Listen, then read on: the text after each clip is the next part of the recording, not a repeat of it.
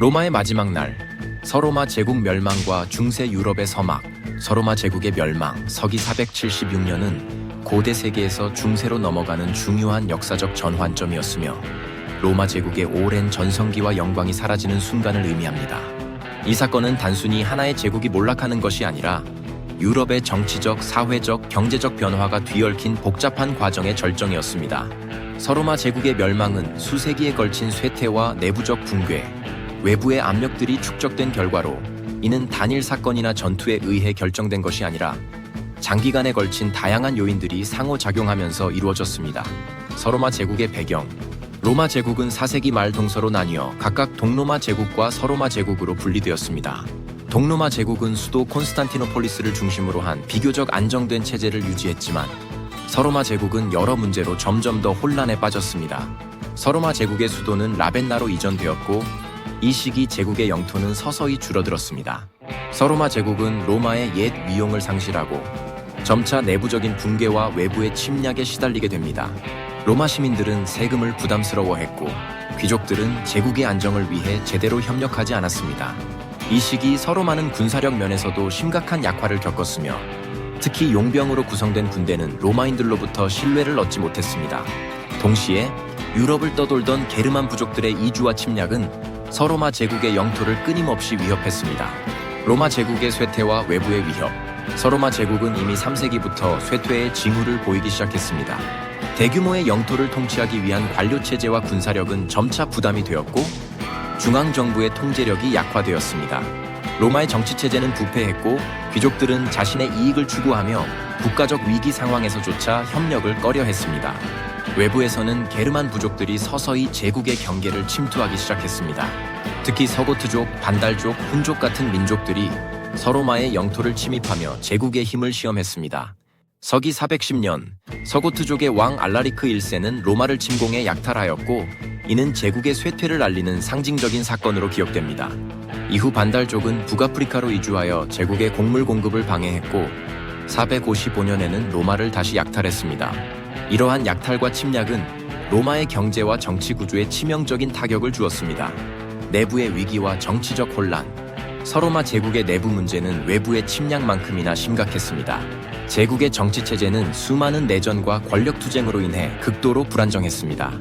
황제들은 짧은 기간 동안 재위하며 권좌에서 밀려나거나 암살당했고 황제가 실질적인 권력을 행사하기보다 황제 주변의 군사 지도자들이 실세로 등장하게 되었습니다. 이 시기 서로마 황제는 종종 단지 명목상의 지도자에 불과했으며 실제 권력은 용병 출신 장군이나 섭정에 의해 휘둘렸습니다. 대표적으로 5세기 후반 서로마 제국의 실질적인 권력은 게르만 출신 군인 리키메르 리치멀가 장악했습니다. 그는 황제들을 세우고 폐위시킬 정도로 강력한 권력을 행사했지만 그 역시 로마 사회의 불신을 받고 있었습니다. 이처럼 로마는 내부적으로 더 이상 단합된 힘을 발휘할 수 없었고 황제와 군 지도자들 간의 불신과 갈등은 제국의 붕괴를 가속화했습니다. 오도아케르의 등장과 마지막 황제의 몰락, 서기 475년 서로마 제국의 마지막 황제 로물루스 아우구스툴루스가 어린 나이에 황제로 즉위하게 됩니다. 그의 아버지인 오레스테스는 로물루스를 황제로 세우고 실질적인 통치를 시도했으나 그 역시 군사적, 정치적 혼란을 통제할 수 없었습니다. 이 시기 서로마 제국은 이미 그 영향력을 거의 상실한 상태였고 로마 주변 지역만을 가까스로 통치하고 있었습니다. 476년 게르만 용병 장군 오도아케르 오도아치에르가 반란을 일으켜 로마 제국의 마지막 남은 군대와 정권을 무너뜨렸습니다. 오도아케르는 오레스테스를 처형한 후 로물루스 아우구스툴루스를 퇴위시켰습니다. 흥미로운 점은 오도아케르가 로물루스를 살해하지 않고 단순히 퇴위시켰다는 점입니다. 그는 로물루스를 살려두고 나폴리 근처의 작은 저택으로 보내 은퇴 생활을 하게 했습니다. 오도아케르는 자신이 황제라는 명칭을 사용하지 않고 단지 이탈리아의 왕 킹 오브 이탈리라는 칭호를 사용했습니다. 오도아케르는 자신이 황제라는 명칭을 사용하지 않고 단지 이탈리아의 왕 킹 오브 이탈리라는 칭호를 사용했습니다. 로물루스 아우구스툴루스의 퇴위는 상징적으로 서로마 제국의 멸망을 의미했습니다. 이 사건을 기점으로 서양 역사에서 고대가 끝나고 중세로 넘어갔다고 보는 것이 일반적입니다. 서로마 제국의 멸망의 의미.